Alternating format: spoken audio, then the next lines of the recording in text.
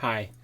Before I begin, I'd like to recognize that many indigenous nations have long-standing relationships with the territories upon which my work was conceived and created. The area known as Takaranto has been caretaken by the Anishinaabeg Nation, the Haudenosaunee Confederacy, the Huron-Wendat, and the Métis. It is now home to many indigenous peoples. I acknowledge the current treaty holders, the Mississaugas of the New Credit First Nation. This territory is subject of the Dish with One Spoon Wampum Belt Covenant, an agreement to peaceably share and care for the Great Lakes region. On that note, I'd like to begin here. John Dewey writes in Art as Experience, "Human energy gathers, is released, dammed up, frustrated, and victorious. There are rhythmic beats of want and fulfillment, pulses of doing and being withheld from doing. Because the actual world, that in which we live, is a combination of movement and culmination, of breaks and reunions. The experience of a living creature is capable of aesthetic quality." The Eternal Ephemeral is a project that was born out of a consideration of the tension between difference and repetition. The work explores how oscillations in time, in space, and in material interact between the physical and the virtual. As a WebXR experience created for PC, VR, head-mounted displays, it employs a photorealistic aesthetic to create a convincing and familiar real-world environment. However, as participants travel through the environment, this photorealistic aesthetic is increasingly disrupted by repeating thematic elements, such as sounds, virtual objects, characters, etc. Much like the repetition of motifs and themes in a piece of music, the repetition of these thematic elements invites participants to reconsider the entirety of the experience in relation to perceived similarities and differences.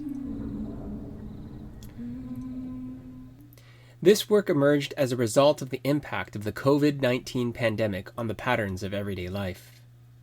During the height of the pandemic, I was fortunate enough to be confined to a desk and communicate with the world through cameras and screens, keyboards and mice. As such, I became acutely aware of how my physical environment, with its specific contours and rhythms, was reduced and constrained, while I increasingly took up residency within virtual environments. And although I was somewhat surprised with the apparent ease with which I could shift from physical to virtual, I became increasingly fixated on the relationship between these two realms. As Rachel Clark writes about the connection between the virtual and the real, designed as a simulation tool, the 3D medium can accurately simulate the real-world physics of light and shadow, texture, specularity, and movement to create highly realistic post-photographic images in cinema.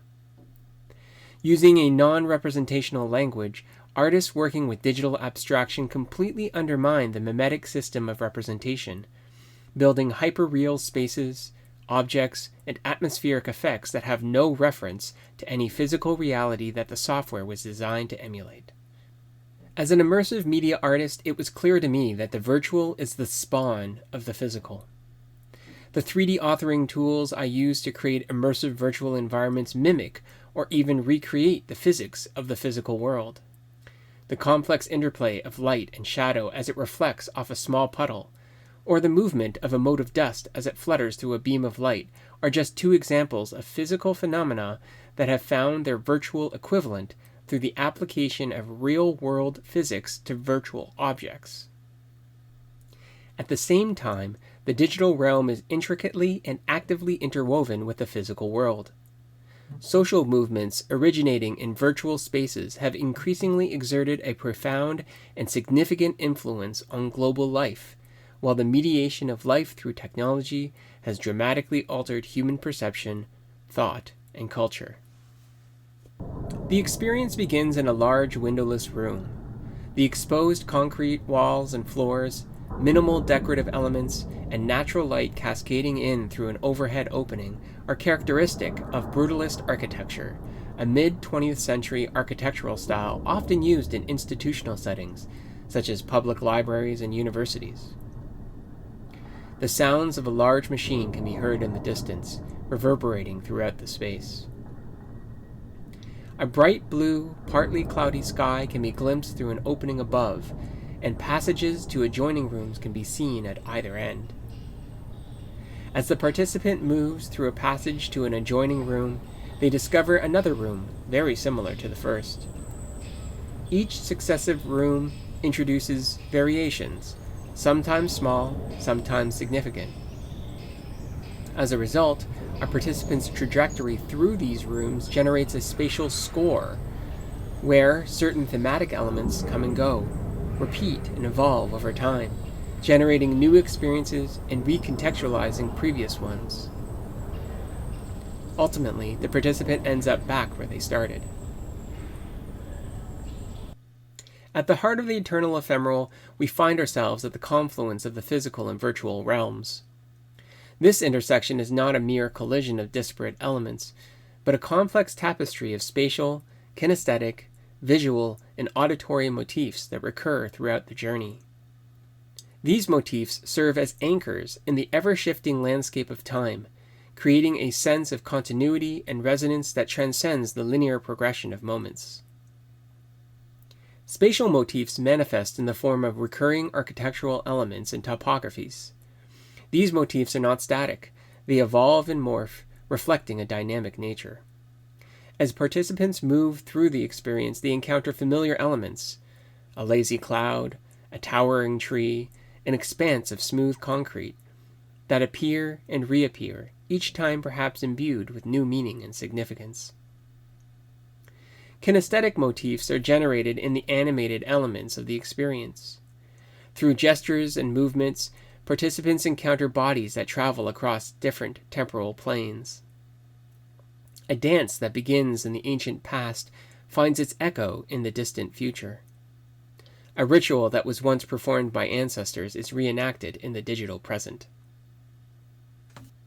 Visual motifs are offered to evoke both the logic of the dream and the banal and everyday.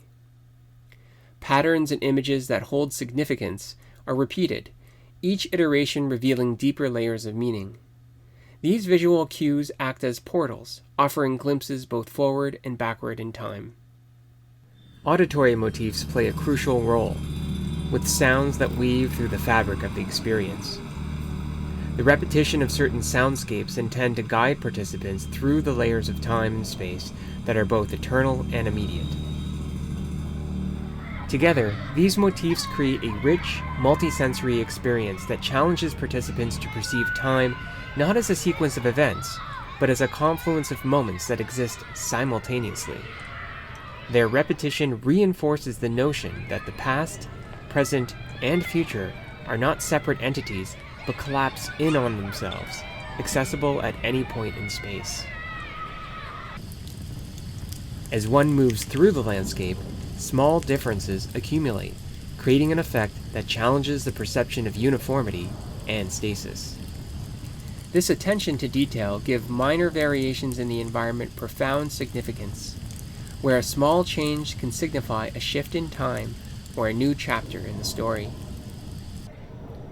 The experience teaches us to look closer, to appreciate the subtleties that might otherwise be overlooked, and to recognize the beauty in the imperfections. Through this interplay of repetition and variation, the work invites participants to explore the concept of collapsed temporality, not just intellectually, but viscerally. It is an exploration that is both spatial and temporal, where the architecture itself becomes a narrative device that tells a story of time, memory, and the ever-present now. These places, these immaterial, non-physical, simulated places, are not only informed by the real, but exist in our world in a manner that is similar to actual, physical, tangible places. At the same time, they are free of the constraints of the real world, and as such, can mine their latent potential to transform the ways we inhabit and imagine our reality. Thanks. If you have any other questions about the project or want to check it out for yourself, feel free to reach out via any of the methods below.